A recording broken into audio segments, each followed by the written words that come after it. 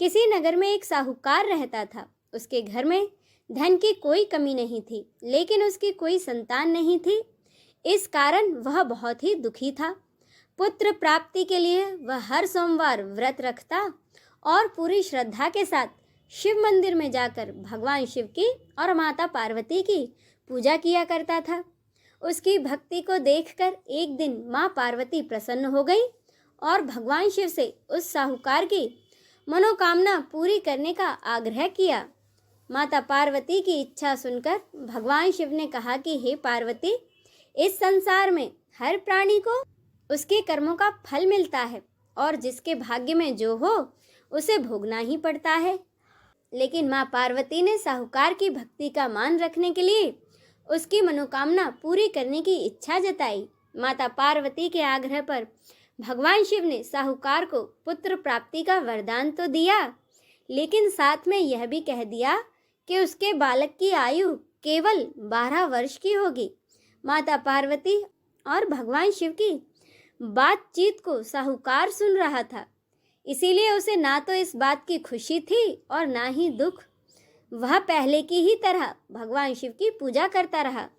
कुछ समय के बाद साहूकार के घर में एक पुत्र का जन्म हुआ। जब वह बालक 11 वर्ष का हुआ तो उसे काशी पढ़ने के लिए भेज दिया गया। साहूकार ने पुत्र के मामा को बुलाकर उसे बहुत सारा धन दिया और कहा कि तुम इस बालक को काशी विद्या प्राप्ति के लिए ले जाओ और मार्ग में यज्ञ कराते हुए जाना। जहाँ भी यज्ञ कराओ वहाँ ब्राह्मणों को भोजन कराते व दान दक्षिणा देते हुए जाना। दोनों मामा भांजे इसी तरह यज्ञ कराते और ब्राह्मणों को दान दक्षिणा देते हुए काशी की ओर चल पड़े। रात में एक नगर पड़ा जहाँ नगर के राजा की कन्या का विवाह था, लेकिन जिस राजकुमार से उसका विवाह होने वाला था वह एक आंख से काना था। राजकुमार के पिता ने अपने पुत्र के काना होने की बात को छुपाने के लिए एक चाल सोची। साहूकार के पुत्र को देखकर उसके मन में एक विचार आया। उसने सोचा, क्यों ना इस लड़के को दुल्हा बनाकर राजकुमारी से इसका विवाह करा दूं और विवाह के बाद इसको बहुत सारा धन देकर विदा कर दूंगा और राजकुमारी को अपने नगर ले जाऊंगा। इसके बाद उसने लड़के को दूल्हे के वस्त्र पहनाकर राजकुमारी से विवाह करा दिया। लेकिन साहूकार का पुत्र ईमानदार था, उसे यह बात न्याय संगत नहीं लगी। उसने अवसर पाकर राजकुमारी की चुन्नी के पल्ले पर लिखा कि तुम्हारा विवाह तो मेरे साथ हुआ है, लेकिन जिस राजकुमार के साथ तुम्हें भेजा जाएगा वह एक आंख से काना है। मैं तो काशी पढ़ने जा रहा हूँ। जब राजकुमारी ने चुन्नी पर लिखी बातें पढ़ी तो उसने अपने माता पिता को यह बात बताई। राजा ने अपनी पुत्री को विदा नहीं किया, जिससे कि बारात वापस चली गई। दूसरी ओर साहूकार का लड़का और उसका मामा काशी पहुँचे। वहाँ जाकर उन्होंने यज्ञ किया।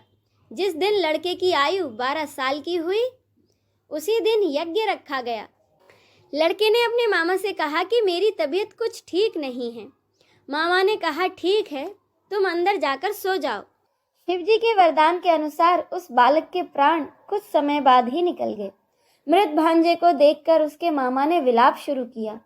संयोगवश उसी समय भगवान शिव और माता पार्वती उधर से जा रहे थे।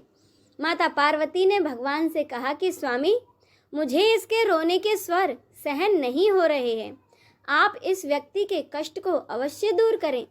जब भगवान शिव बालक के पास गए तो वह बोले, यह तो उसी साहूकार का बेटा है जिसे मैंने 12 साल की आयु का वरदान दिया था। अब इसकी आयु पूरी हो चुकी है।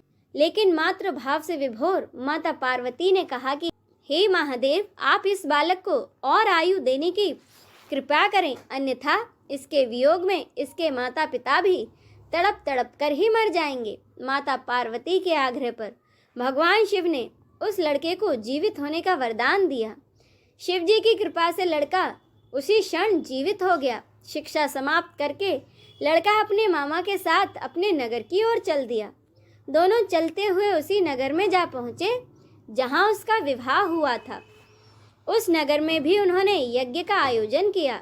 वहाँ उस लड़के के ससुर ने उसे पहचान लिया और उन्हें अपने महल में ले जाकर उनकी खूब खातिरदारी की और अपनी बेटी को बहुत सारा धन देकर विदा कर दिया। इधर साहूकार और उसकी पत्नी भूखे प्यासे रहकर बेटे की प्रतीक्षा कर रहे थे और उन्होंने यह प्रण रखा था कि यदि उन्हें अपने पुत्र के मृत्यु का समाचार मिला तो वह भी अपने प्राण त्याग देंगे।